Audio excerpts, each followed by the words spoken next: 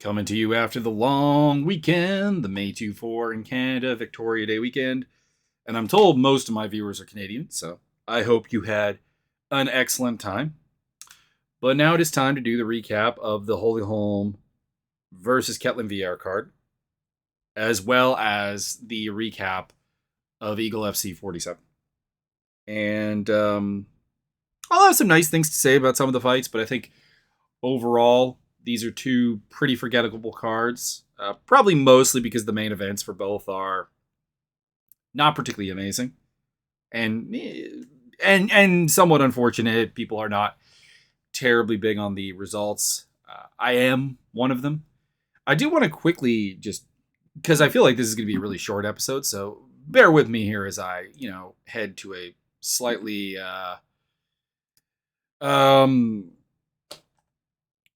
side topic, just because someone got on me. I had posted something in regards to Ella disease on Twitter, saying no one is interested in Kayla Harrison versus Cyborg. Mostly that I just think it's absolutely criminal that this guy is considered a good manager, but he's talking about one of his own fighters and the biggest fight that she honestly has on the table. And you could say that a fight between Kayla and Cyborg isn't a particularly big fight. I don't think it actually is a particularly big fight, but it's the biggest fight on the table for Kayla. Like, what else is she going to do? She's going to keep crushing cans in PFL until the contract expires, then she could try and get the UFC thing going again. But even in the UFC, it's like, okay, you got the Amanda Nunes fight. What else? So, anyways, he dismissed that talk and whatever, and I made a post about it. Someone took it as like an anti-women's MMA, anti-Kayla Harrison thing, which I mean is whatever. But then we got into this like large expression of like now he's raging at me to stop talking about hypotheticals while he himself is talking about a hypothetical big fight between Kayla Harrison and Valentina Shevchenko, despite the fact that one fights at 155 and one fights at 125, and it's basically a freak show fight that wouldn't do anything for Kayla's legacy, and really just kind of proves what I'm saying is that Kayla Harrison's in a somewhat no-win scenario, legacy-wise speaking, which she does seem to care about, which is that she is a fighter without a division. She is a 155-pound fighter, and let's say she can make 145. I think the idea that she can make 135, which people have peddled, is ridiculous. I encourage you to go check out the pictures of her training with Yana Kunitskaya and realize that Yana Kunitskaya is a reasonably big 135er who used to fight at 145. She's not huge, but she's a reasonably sized 135er. And then realize that Kayla Harrison looks absolutely freaking huge compared to her. Like, it is not the same weight class. No, it looks like kind of ballpark, more like the Jailton Almeida Parker Porter fight from this card, from this UFC card in terms of like the size differential. Like, no. So the idea that she can go down to 135, no, she would be doing the Cyborg though, essentially. And I've said this about Cyborg is that there was someone a while back who was trying to argue that Cyborg should go back to the UFC, that there was like, that was how she would secure her legacy. You mean the UFC that signed Cyborg, forced her to cut to 140 for reasons, and really never built a division around her. It would be the same for Kayla. There is no women's 145 or 155 in terms of depth, in terms of elite competition, in terms of legitimacy. And that's not an anti-statement on women's MMA, Kayla Harrison, Cyborg. It's just a statement of, right now, there is not much going on here. It was a similar problem for MMA pioneers such as Tara La Rosa, Mega Megu, even Gina Carano to a certain degree. Had a similar problem of like, all right, you have undoubtedly some skill. You have some popularity.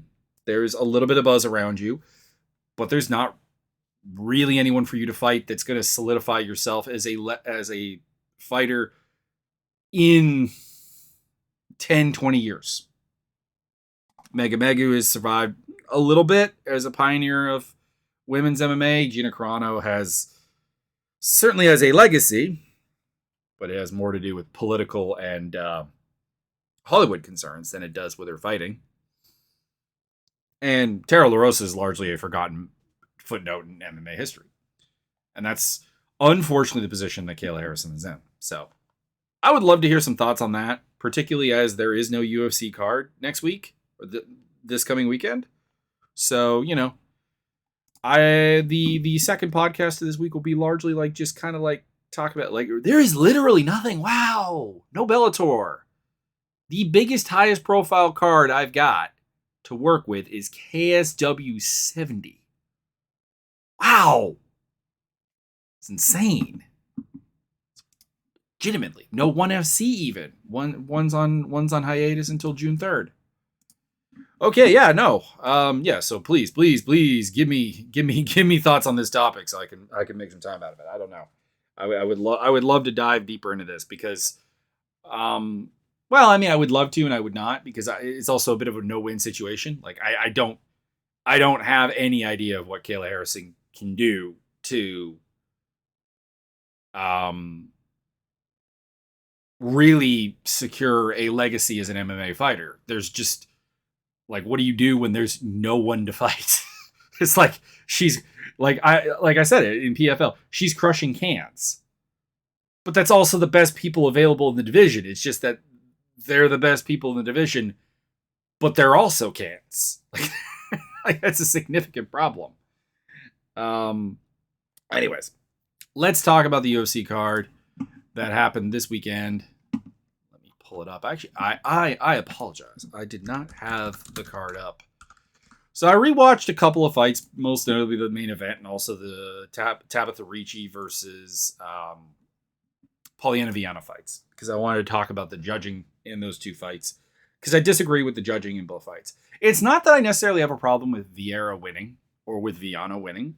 I understand the arguments people have made in favor of Ketlin winning, or pardon me, Ricci winning, not Viana, of Viera winning, that Holly Holm's volume is essentially meaningless and her control time shouldn't win fights.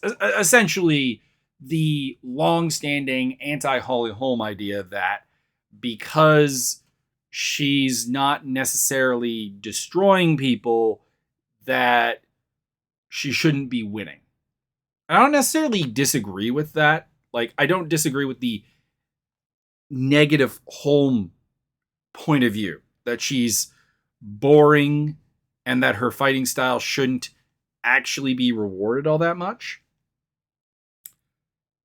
But there's a flip side to that coin of like, okay, but what did Ketlin Vieira really do to win this fight? Because the way I scored it, I agreed with the judges in giving Holm round 1, round 5. I agreed that Viera, because of the chokehold and because of hurting Holm, won the second round. I agree. And then there's the third and the fourth that I don't really agree with. I don't actually really have necessarily a big problem with the third going to Ketlin, because she did, in fact, hurt Holm in the last 30 seconds or so. And previous to that had landed a reasonably good elbow. So at least she had the best strikes of the round. Even though I do think Holm won it. But I can live with that. But round 4 to Viera, her own corner really didn't believe that she won that round. They were like very angry with her in the corner. And some will say trying to hype her up. I don't think the Andre Pedernera's corner has ever behaved that way in a fake manner to try to hype someone up. It's entirely possible that they have, but there's like no example in history that I can think of where their fighter won a round and they felt the need to hype them up and tell them that they didn't. Like, it just doesn't seem like that's the kind of corner that we're talking about here. And it didn't work because she lost the 5th round. The 5th round was Vieira's worst round. So if assuming that they know their fighter, then why would they do that only to get that result? Um, so there's that problem. And I mean, like it or not, Vieira didn't do much in the fourth round. That's my take on it. Maybe there are people who are just like really, really, really big, like really believe that there's a huge difference that Ketlin Vieira is one of the biggest hitters around, and anytime she hits, it's gonna be like worth like, I don't know, three, 4 punches or something. I don't have that opinion. And like looking at it, this is UFC stats, and we know UFC stats are not necessarily the most accurate, most reliable, blah, blah, blah. Very fair. But Holm outlanded her 37 to 23, significant strikes. That does feel about right. In terms of strikes, anyways, I will happily accept that the definition of a significant strike in this fight wasn't entirely correct. But it wasn't entirely correct either way, because according to this, all the strikes landed in the fourth round were significant. And both ways, that's just not true. Like there were like little clinch exchanges that, I'm sorry, are not significant. But like if we're going to discount Holm's insignificant work, then we have to discount Vieira's insignificant work. I guess it's just that she wasn't controlled against the cage much. There wasn't a ton of control time in the fourth. I don't know.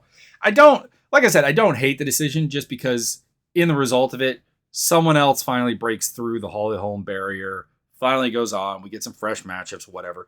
But at the same time, do we really believe that Ketlin Vieira is going to fight Amanda Nunes and win?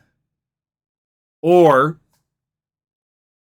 alternate hypothetical, do we think that Polyana or Juliana Pena is going to win again against Nunes in a manner that doesn't make everyone just assume Nunes is just done, and that Pena versus Viera becomes an intriguing fight off of that?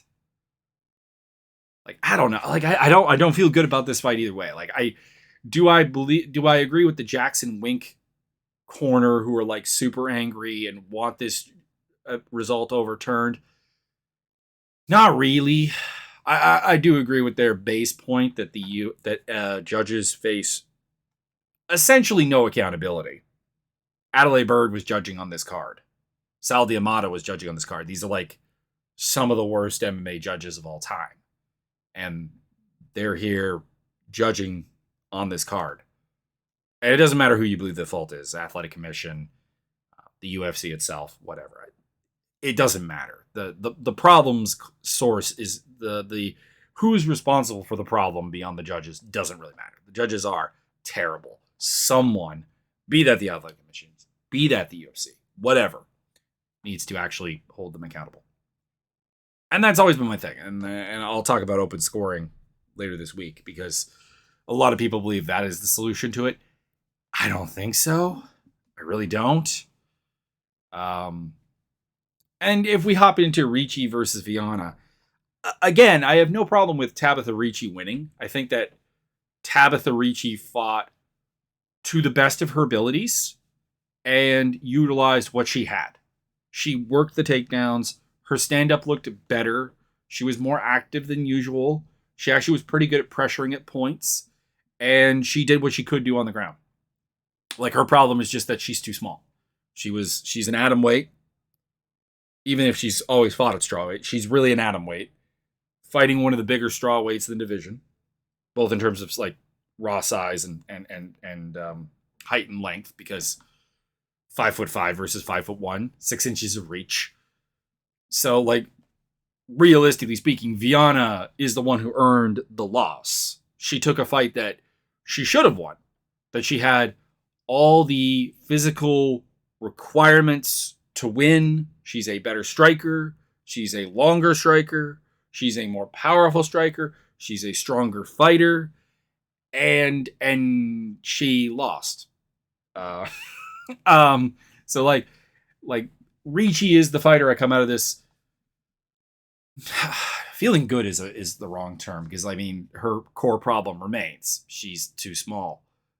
But she does at least appear to be making improvements and fighting smart. And I appreciate that. Viana fights incredibly stupid. And again, when I say this, I'm talking about them as a fighter in the cage, not them outside the cage. I don't know anything about them outside the cage other than Polyana Viana with that purse snatcher story where she beat the guy up, which is cool. But as far as I know, okay, these are both perfectly intelligent, logical people, perfectly lovely. You would love to spend a Saturday with them. I don't know, doing whatever, chatting maybe. Like they might be absolutely fascinating interviews. But in the cage, Polyana Viana is so stupid. Just all the wrong decisions. Like the first round was a perfect example of this, where she like pulls guard to try to finish a guillotine that Ricci is already half out of. And then as soon as they hit the ground, Ricci's head pops out and there's no danger. Anyways, what I disagree with on the scoring here is that I don't understand how the second and third round go to Ricci. The first round goes to Viana. This is one of those cases where like 29-28, yeah, that's fine. That sounds about right. I gave the first round to Ricci. I gave the second round to Viana. I gave the third round more or less as a toss-up draw, and how you saw that round is who won the fight. Cool, that's fine. So 29-28, not a problem. But the judges all gave Viana the first round. Now, to just quickly recap the first round consisted of some very non-impactful and low volume striking exchanges in the first minute, and then the aforementioned guillotine pull. Ricci controlled Viana for 4 minutes of that round, without any real threat from her back. Landed some ground and pound. I'm not, in no way am I saying it was an impressive performance or dominant, but it was round winning. It was the second round where Ricci couldn't get a takedown until the last maybe 80 seconds of the round and was getting outstruck, both in terms of volume and quality, but apparently won that round. And when they did go to the ground, Ricci ended up getting forced to stand up and do the stand over the open guard, getting your legs kicked thing. That I'm not saying is a great look for the person on bottom, but it's a really bad look for the person on top, that you're not even using this top position to really do anything but stall. So, based on the Polyana Viana won the first round logic that all three judges applied, Viana won this fight. So, I don't know. Well, obviously, the UFC will treat the official winner as the official winner. So, matchmaking wise, Viera gets her title shot, most likely. Holly Holm, I kind of want to see her fight the winner of Aspen Ladd versus Sarah McMahon. A couple of other people put that out there before. It's like, those are two fighters that, like, you know, are reasonably good. It's kind of hard to believe that Holm hasn't fought McMahon. And, but at the same time aren't on the path to a title shot. Like, it kind of removes the roadblock that is Holly Holm for a little bit to get some new blood to the top of the division, which is not a bad idea. And then for Ricci, I don't know. Like, Ricci is a painful one to match up, because you put her in there with someone and we're probably going to get the same problem, that she's an atomweight who's not a particularly physically imposing atomweight. Like, she's not even like the Tisha Torres problem, where you have someone who's probably an atomweight, but at least is like a really bricked up atomweight, like is really strong and can compete physically with the actual straw weights. But Ricci doesn't even really have that. So I'm going to throw out the winner of Jessica Penne and Brianna Fortino for her. And for Viana, I penciled in Ariana Carnelosi. No particular reason. They're just both like kind of like pretty physically impressive fighters who both got like super controlled and out wrestled. Well, Carnelosi got super controlled. by Lupi Godinez, and Viana lost this fight ostensibly because of control. So, put them in there and let them do their thing, because their respective weaknesses probably won't really come up, because like Carnelosi's issue is she's not necessarily all that great at stopping the shot wrestling, which is not really what Viana does.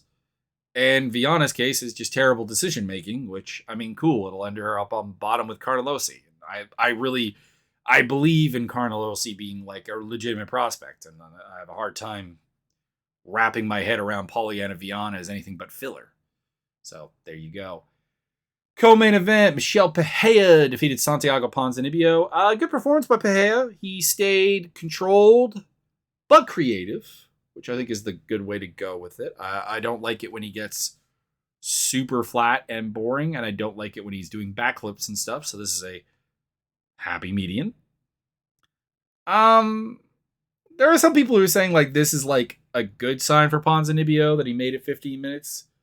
I don't know. Maybe I just wasn't on the Santiago Ponzinibbio's, like maybe there's like a more Ponzinibbio's just kind of like done bandwagon that I'm just not really interacting with on a terribly large basis. But I don't know. I thought he looked scared at times. I thought he looked like he wasn't really finding a way to engage the way that he usually does. And I think that's a problem. Because, I mean, I think ostensibly he was in many ways faced with some stiffer issues than he did against Miguel Baeza. But against Baeza, he would bite down and kind of just go for it. And here, he couldn't bring himself to do that. Couldn't bring himself to put the pace on Pereira to test out the cardio. So it doesn't really worry me. For next opponents, Pereira versus the winner of... A lot of people are talking about like Neil Magny and Rachmanov, the winner of that fight.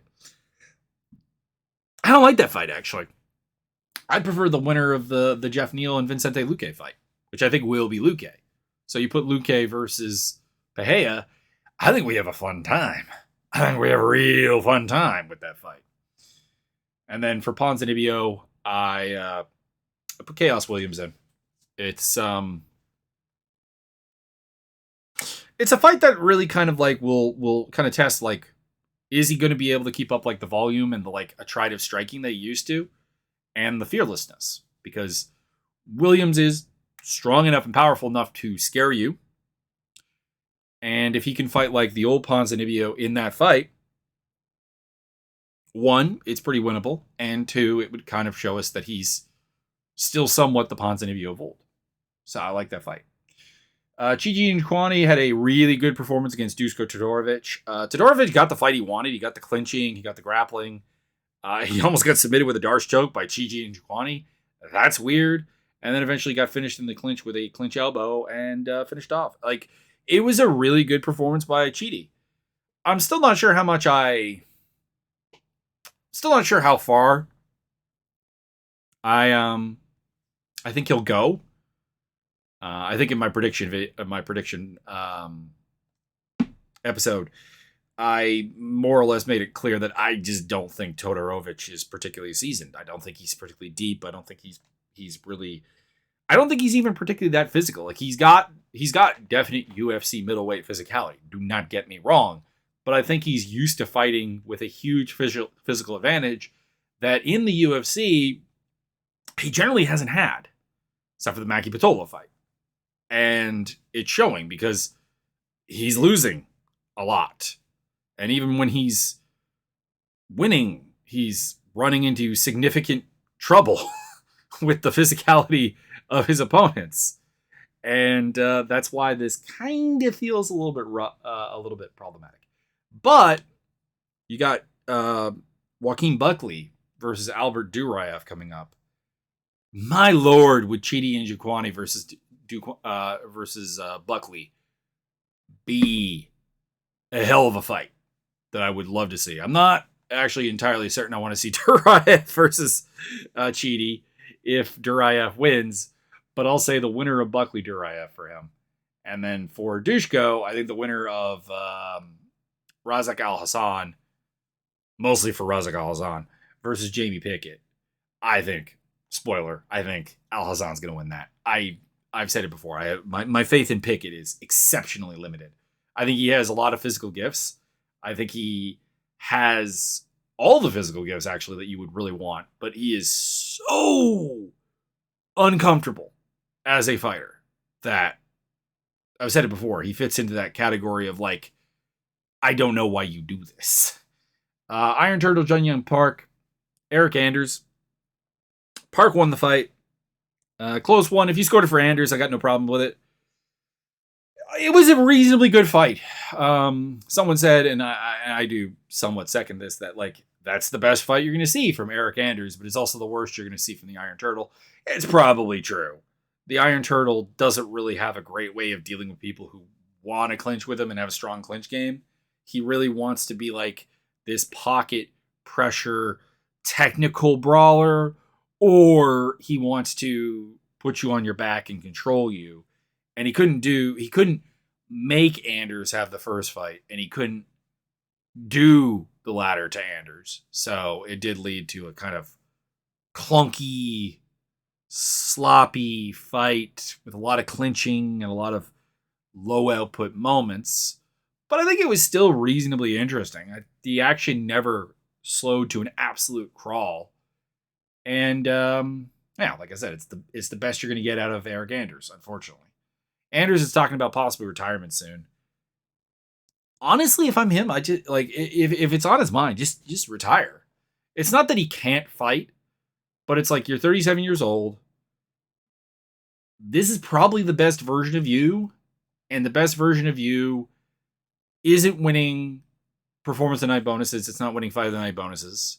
It's not going to be fighting for a title. It's not going to be achieving any significant ranking. So if your plan is to walk away, I believe he said when his kids start high school, then do it early and you got 2 more years with your kids. Of course, it depends. Like, what is the game plan outside of that? But like, I'm assuming there is a game plan, financially speaking, if he's talking about leaving MMA. So if there is, go for it, man. If not, I do suggest that he fight the loser of Kyle Dalkaus and Roman Dolidze, mostly because I think it's going to be Dolidze. By the way, why is Roman Dolidze fighting Kyle Dalkaus? This is very confusing. Yeah, throw Dolidze down there against Anders because they're both boring. And they both tend to want to clinch. And they both tend to want to slog. And in Dolidze's case, anyways, they seem to pathologically love the crowd booing. So, like, go for it. Like, we might as well go for it. For Park, I really like the idea of him fighting Armin Petrosian, maybe, who's fighting Caio Borello. Not Borello, Bohaio. Pardon me. And, I mean, the winner of that fight could be fairly fun, too. So, there you go. Like, I wouldn't hate Park versus Bohaio. So, yeah, let's make that happen. Joseph Holmes, Alan Amadovsky, battle of the bottom feeding middleweights in the UFC. To be blunt. And Amadovsky should probably be cut off this. Holmes did land a hellacious knee. Absolutely great. Did get the back, got the choke, and then talked a lot of nonsense about being the best grappler in the UFC, which Nick Maximoff talked about. And then Andre Petrosky talked about. So let's do Petrosky versus Holmes. So I think Petrosky would win that fight. Because despite the relatively impressive nature of this stoppage win, I still have zero belief in Holmes. Like, he's still troubling. He's a 6'4" middleweight. That's a pretty big deal on its own. It's got its own flavor there. But he's a guy who did get nullified by Jamie Pickett, the aforementioned Jamie Pickett. Supposedly has good back take game, but, like, to be honest, taking Amadovsky's back is not especially impressive. Like, it seems weird for me to crap on this because I picked Amadovsky to win the fight. But, like, I picked Amadovsky to win the fight because he's, like, a little bit better in a sloppy thing and has a little bit more of an idea of that he has to finish people. That, like, he can't rely on on having a deep game, and that's why I thought he would win. And then he got rocked with a knee and finished. So I mean, it still doesn't mean that much. It still doesn't mean that much. Anyways, move on to the next fight because this one I actually enjoyed. Parker Porter, Jailton Almeida.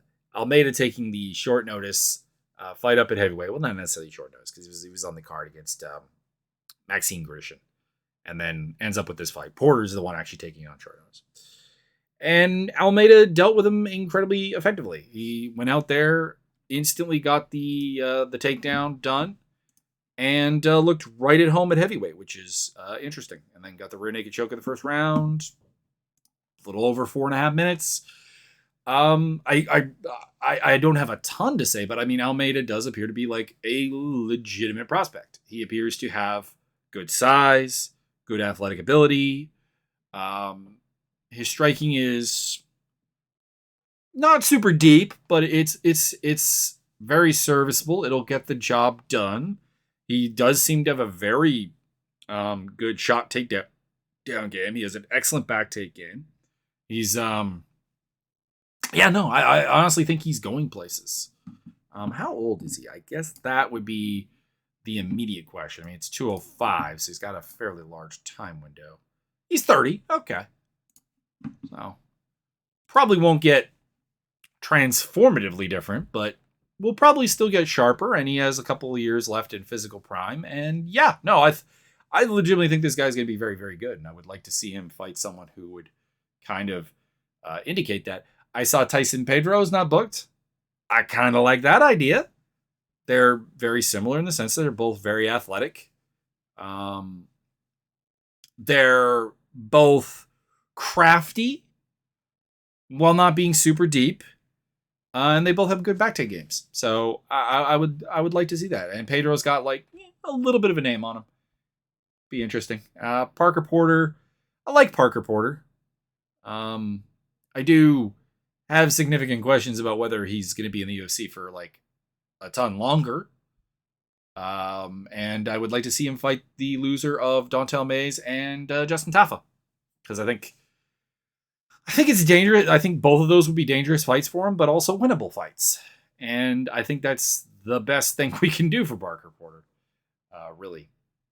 Urosh Medic versus Omar Morales. Oh boy, was I wrong on this fight. So the question to me after this fight is really, was I wrong on this fight because I'm wrong about Urosh Medic, or was I just like wrong about Omar Morales? Because obviously the dynamic of this fight was not what I thought it was going to be. So I'm either wrong on both of them, or I'm wrong on one of them. I'm not really sure. I'm not really sure who it is. So my big thought was that, okay, in coming to this fight, Morales had fought for 15 minutes and actually had gotten fairly stronger towards the end against Giga Chikadze. And while Giga Chikadze is a smaller fighter, obviously he's a featherweight versus Medic is a quite large lightweight, that would play some kind of a role, that he would be reasonably well put together defensively, much, much more so than anyone else that Medic has fought, because Medic really hasn't fought anybody, except for Jalen Turner, who beat him. And that would be something he couldn't solve. And I was wrong. Medic, I don't know if it's Medic hits that much harder than I'm expecting him to, or he's that much faster, or he's that much more surprising or explosive, whatever it is. But Morales never really seemed comfortable. And for a guy who fought Giga Chikadze for 15 minutes, that is actually pretty impressive for Medic. I still have very big concerns about Medic. Don't get me wrong. This is still a guy who largely doesn't seem to have a particularly great game plan for what happens if I hit the guy really, really hard and that doesn't instantly put me on the front foot in the fight. So I still have massive questions, but we did also see Manuel Torres recently, and my lord, would that be a fun fight? Torres versus Medic? Come on, you got to be on my side on that one. That could be a banger. For Morales, I thought of him fighting Slaviklaus, because Stanislav Borshevsky, or Borshevsky, I forget his name now. Oh, Slaviklaus, the the Eastern European kickboxer who's training out of Alpha Male. He could use a fight where he's put up against somebody who has a reasonably good kickboxing game, has a reach that is comparable to him, but also won't like persistently take him down. Because I think that would be fun and a chance for Slavoclaws to kind of develop into more of a name.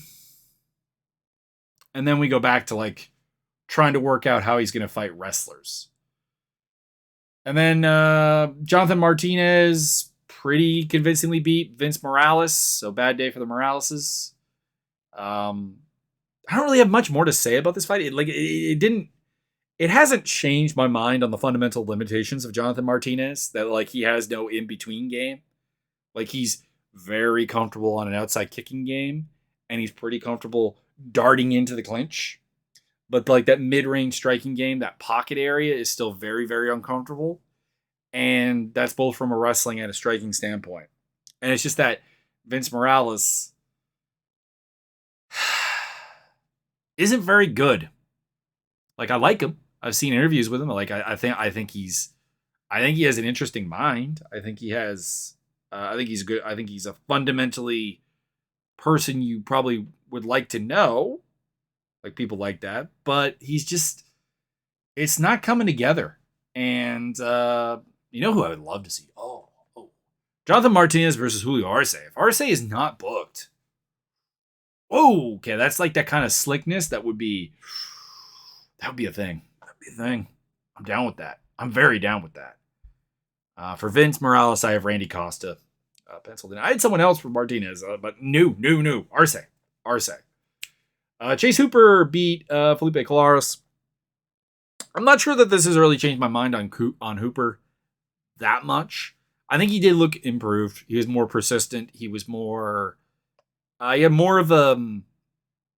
So like Hooper's previous thing was like, the fight is going to exist in this chaotic space that I have no control over until I get your back or some other submission opportunity, and I'm going to win it. And in this case, he was much more persistent in the sense that like, it's not going to be chaos that I don't have any control over. I have decision-making power. I'm going to make some decisions in this fight. I'm going to fight with an aggressive pressure striking game that needs a ton of work still. But it's going to lead into clinches and takedowns, and if I don't get the takedown, I can rely on you to almost give me the takedown. And that was the problem. Like Colares had just a complete fight IQ failure in terms of like being really willing to go to the ground with Chase Hooper and not try to keep him at range and do a kickboxing thing. Probably a great example of like, do not trust a fighter to fight against type. If someone believes that grappling is a path to success and a key component of their game, they're going to grapple with their opponent, regardless of how good that opponent is at grappling and how bad that opponent is at striking. And that's the thing is like, while Hooper looks better, I still have the same fundamental worries that I don't think he has the physicality, and I don't think he has the depth of skill that someone with a proper game plan isn't going to do to him essentially what Steven Peterson did. And I don't rate Steven Peterson that highly, so it's kind of a problem. But hey, it's a win. It's a good win. Colares probably going to get cut. They did cut the guy he debuted against, DeFreitas. And Colares has not looked particularly good in any of his fights. He's like, he's a super tough guy, and I really, really like him. But like it has to be said, he is 2-4 in the UFC. And even in one of his wins against Luke Saunders, it was more about Saunders just self-destructing than anything else. And for Hooper, the winner of Josh Kulabau versus Korean Sting, that could be fun. Korean Sting might murder him because he does actually have really good counter punching. But like Kulabau would be a pretty fun fight. So maybe just do Kulabau win or lose, but I don't know. And then Sam Hughes defeated Elise Reed. She did a fantastic job. Sam Hughes, from the get-go, knew what she needed to do, which is something that she did not really do in her last fight with Estela Nunez. So I like that. It's progress. I still like Chase Hooper, have the questions that I think she just lacks physicality to make her game work. And I did like that she got to throw back at DC for saying she quit. I assumed in the Tisha Torres fight, which is weird because like, oh come on, one, you get your UFC debut against Tisha Torres. Two, you are getting a paddling. Like anyone who looks down on Sam Hughes' performance there or her like willingness to fight, no, just screw right off. She did really well here. The only thing that really kind of tampers down the expectations is Elise Reed is really not physical and really doesn't have the best put together game.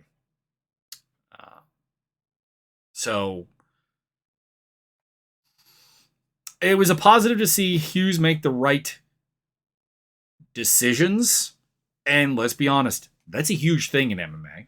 I mean, we are talking about like a card where Polyana Viana lost because she failed to make the right decisions. We just talked about Felipe Colaros making bad decisions. And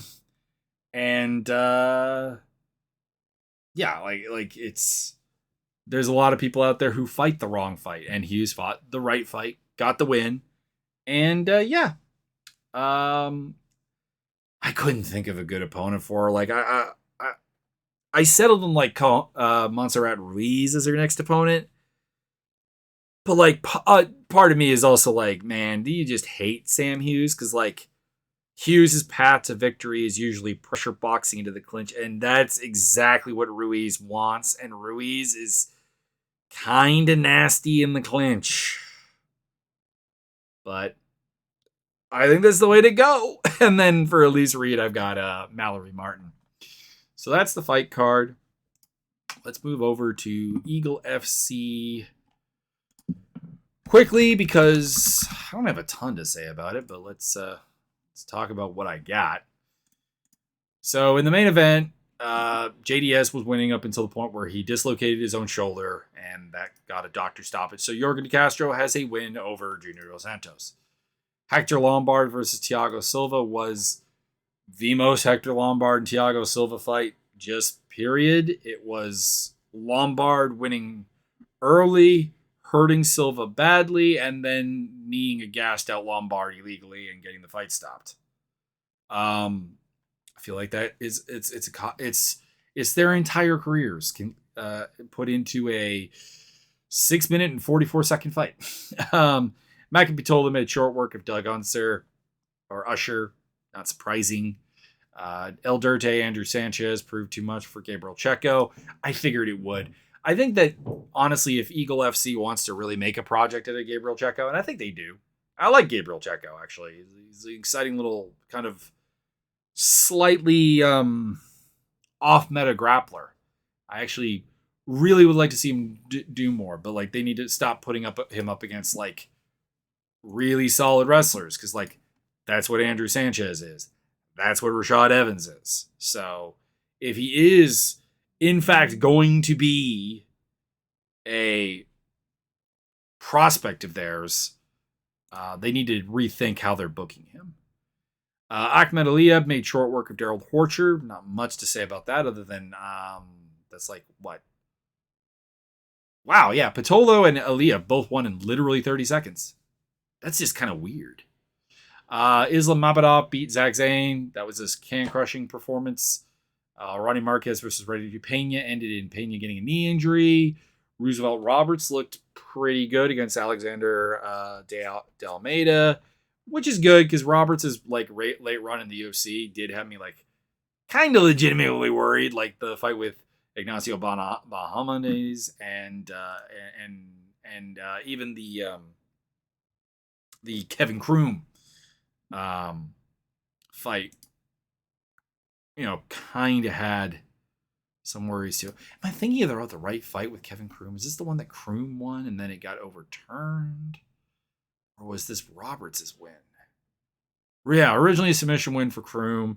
Changed to no contest, but marijuana test. Yeah. That's what that was. Yeah. So I don't know. It's good to see Roberts get the win there. And a big deal, because I think Roosevelt Roberts is a good fighter. I just think that he got to the UFC maybe a little bit too early and got the job done. And then Sean Soriano, my boy, it is time to retire because you lost to 6-6 Pato Silva. Sean Bunch also lost. Not really a ton to say about that. Eagle FC is in kind of this weird place where, like, obviously with the Habib Nurmagomedov name value, it might kick off into something particularly big. And it does have a fair number of, like, ex-UFC guys to, like, kind of build. And it's got that pipeline to the Caucasus to bring in, like, the Dagestanis and the Chechen fighters who have been really, really good. But at the same time, I don't think it's really structured well. And, I mean, the Gabriel Checo thing is a perfect example. Like, they seem to want to make Gabriel Checo into something, and they give him 2 fights that frankly, are kind of low reward, high risk. Like Rashad Evans, it's like, all right, in 2022, does beating Rashad Evans even mean anything?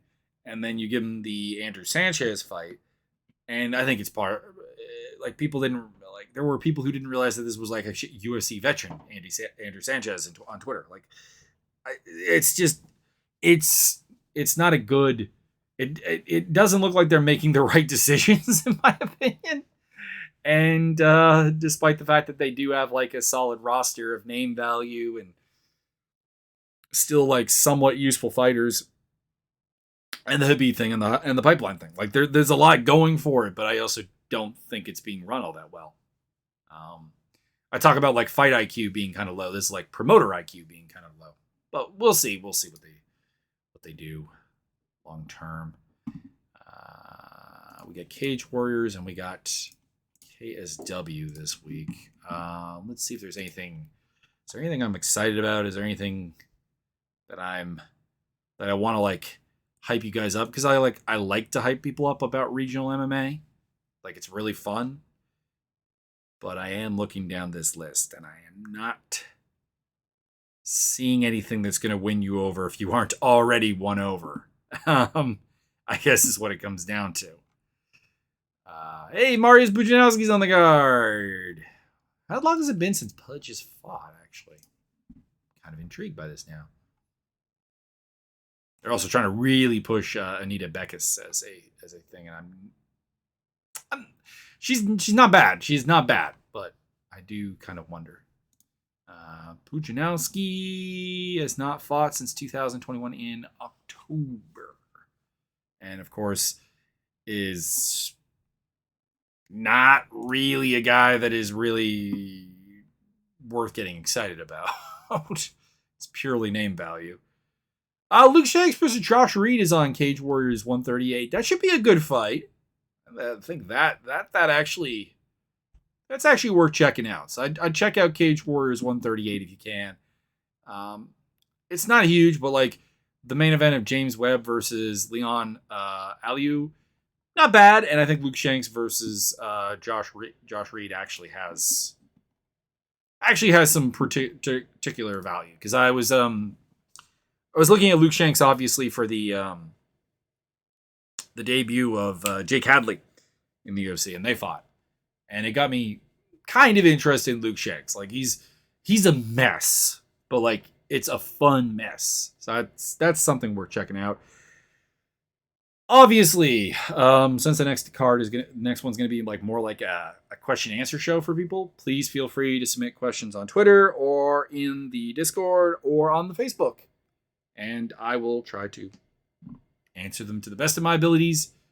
When it comes time for that, we'll probably film that episode around Thursday, maybe Friday. Anyways, I hope you enjoyed this one, and I don't know. I guess what I'm saying is that I hope this kind of fight companion podcast gives a little bit of extra enjoyment to a card that otherwise had a really good prelim and then had a really dull main card.